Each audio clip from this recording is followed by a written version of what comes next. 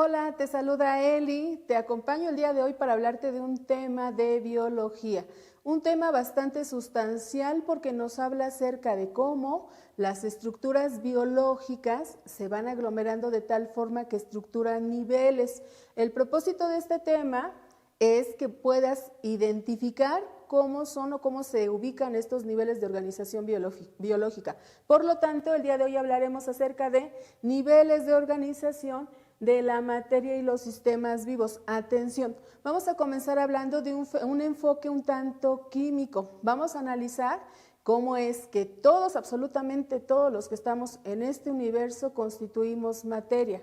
Vamos a hablar entonces de lo que sería el aspecto del primer nivel de organización, pero sería de la materia. Atención a ello porque estamos hablando que este tiene que ver un poquito más con el enfoque de química, sin embargo, habría que hacer la aclaración de que todos, absolutamente todos, la materia inerte, es decir, aquella que no tiene vida, y nosotros los seres vivos estamos constituidos por átomos. Atención a esto porque este sería el primer nivel de organización de la materia.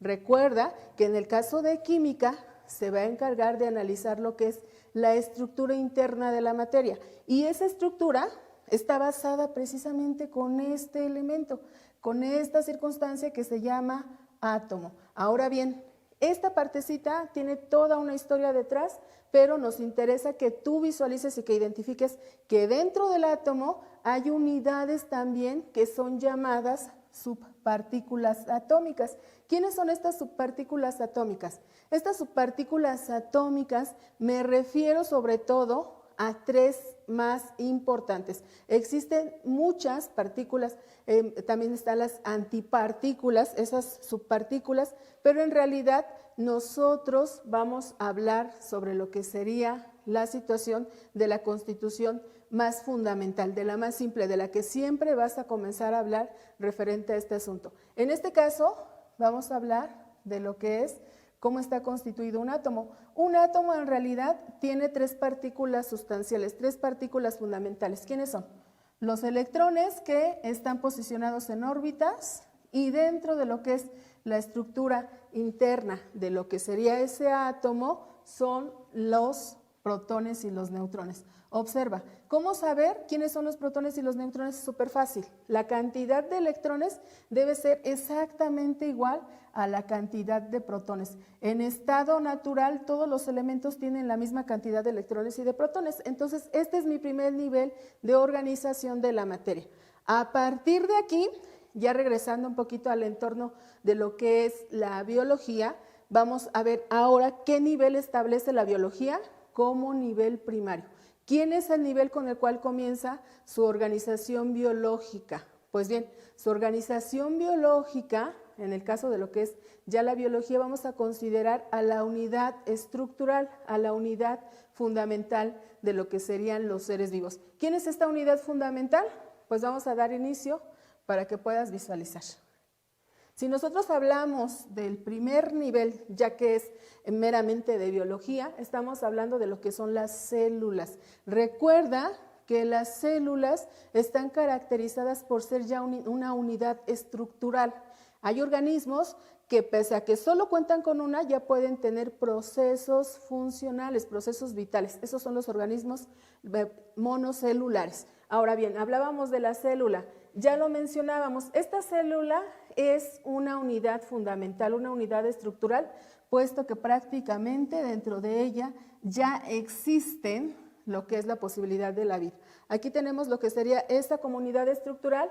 Me dice que tenemos dos características habituales dentro de este aspecto de las células. Tengo organismos con una sola célula, unicelular o monocelular. Habrá algunos términos en donde los encuentres de esta forma y es lo mismo. Prefijo mono, uni, es lo mismo. Después vamos con lo que son la circunstancia de las células. En este caso, ya hablábamos del primer nivel de organización de la materia, que decíamos claramente, son los átomos. Pues esos átomos se van a aglomerar para formar moléculas y después esos átomos y moléculas van a poder establecer lo que son las unidades estructurales de la célula. La célula también tiene en su interior organelos. Esos organelos, esos orgánulos tienen una función bien específica para transportar nutrientes, para darle protección a la célula, para permitir lo que es la transferencia de la materia. Todas esas unidades estructurales dentro de la célula le permiten en sí ya ser una estructura. Ahora bien, esto mencionado, pues es interesante porque ya tenemos a la célula como nuestro primer nivel de organización biológica, a los átomos iniciando con la materia, pero después las células con la biología. Ahora bien, dentro de esas células, no pierdas de vista que tenemos células eucariontas y procariontas. Las eucariontas se van a distinguir por tener un núcleo totalmente limitado. Tienen un núcleo estructurado dentro del cual se encuentra el material genético, a diferencia de las procariontas que carecen de núcleo, son más primitivas. Entonces decíamos, en el caso de la unión de células, posibilita la formación de lo que son tejidos. Una vez que yo tengo un cúmulo de células, estas células van a comenzar a entrelazarse, apegándose a ciertas semejanzas de funcionalidad y de esa forma, dentro de lo que son los organismos pluricelulares, porque los unicelulares no pueden formar tejidos. ¿Por qué razón? Porque estamos hablando que es una sola célula y aunque ya tiene vida, estamos diciendo que no cuenta con la afinidad de poder generar un tejido. Dentro de esos tejidos, pues tenemos el tejido conjuntivo, el tejido epitelial, también el tejido muscular y el tejido nervioso. Si te das cuenta, aquí estos tejidos pueden comenzar otra vez a unirse, a tener la posibilidad de pasar a mi siguiente nivel de organización biológica. Pues si ya tengo ese cúmulo de tejidos, ahora puedo tener la generación de órganos. Interesante porque esos tejidos van a lograr que se establezca un órgano totalmente especializado. Ese órgano viene de lo que es la unión de los tejidos y aquí, por ejemplo, pues podemos visualizar. Tenemos, por ejemplo, el corazón. Pues ya está siendo un órgano, ya es un cúmulo de células y de tejidos, una formación de tejidos que da origen al corazón. También tenemos los pulmones y estos a su vez cuentan con una función específica. Ya tienen asignada una función la cual deberán desempeñar. Entonces, cada uno de esos tejidos se van a conjuntar para formar nuestros órganos. Una vez que tengo un grupo de órganos que van a obedecer a una función exclusiva, puedo hablar de la generación de sistemas. Dentro de esta generación de sistemas voy a mencionar que son órganos actuando en conjunto. De ahí la diferencia, no solamente es un cúmulo de órganos, sino que estos a su vez llevan una función colaborativa, una función en donde estamos diciendo que existe una sola misión, en donde prácticamente todos están desarrollando una tarea afín para tener el mismo objetivo. Entonces, esta forma ya estructuras del cuerpo y da una funcionalidad. Entonces podemos tener, por ejemplo, el digestivo, relacionado con la nutrición, tenemos el respiratorio, y entonces si logras observar, pues su nombre nos dice prácticamente cuál va a ser la función específica que tendrán estos sistemas, ¿cierto? Entonces es prácticamente lo que sería sería un conjunto colaborativo. Tenemos muchos más sistemas y cada uno de ellos empleándose de una situación muy particular, una función que es prácticamente pues medular para que todo el organismo en completo pueda funcionar. Ahora, cuando ya tenemos esos sistemas funcionando correctamente, estamos hablando de que se genera un individuo, un organismo. Ahorita nos enfocamos un poquito más al aspecto de los humanos, pero en realidad todos los seres vivos estaríamos, en el orden de los pluricelulares, estaríamos hablando que tienen esta circunstancia de niveles de organización biológica. Esos organismos, pues vamos a ver que es un cúmulo de varios sistemas con buen funcionamiento. Entonces, esos sistemas, ese complejo de órganos, van a permitir la generación de lo que son organismos. Aproximadamente tenemos una escatimación de lo que sería 8.7 millones de organismos, de los cuales solamente se han catalogado e identificado 1.2 millones. Entonces estamos hablando de diversas especies, estamos hablando de diversos reinos, pero que a su vez estos ya son un cúmulo de lo que serían sistemas. Hablando nuevamente de lo que es en el caso de los pluricelulares. Después, cuando ya tenemos varios organismos que comparten la misma especie, pues vamos a generar lo que son las poblaciones. Dentro de estas poblaciones, pues vamos a tener características similares para ejercer o tener en contexto el nivel organizacional llamado población, pues vamos a decir que estos comparten cierta similitud, especie por ejemplo, y esa similitud les permite agruparse y dentro de esa agrupación pues van a compartir un espacio, van a tener un hábitat en común. Dentro de ese hábitat también vamos a concretizar que está de acuerdo al tiempo, están en un mismo espacio en un determinado tiempo. A eso es a lo que nosotros le llamamos población. Entonces puedes tener ahí poblaciones de diferentes especies y una vez que estas poblaciones van a tener cierta interacción, vamos a tener lo que sería el siguiente nivel biológico, que es la comunidad. Dentro de esta, pues vamos a establecer que pues después de tener o compartir ciertas características, vienen las interacciones, lo que mencionábamos, y esas interacciones son diversas. Hablamos aquí, por ejemplo, o estabas viendo la ilustración de una población humana, sin embargo, todas las poblaciones a nivel biológico comparten estas interacciones. Interacciones tales como, por ejemplo, el mutualismo.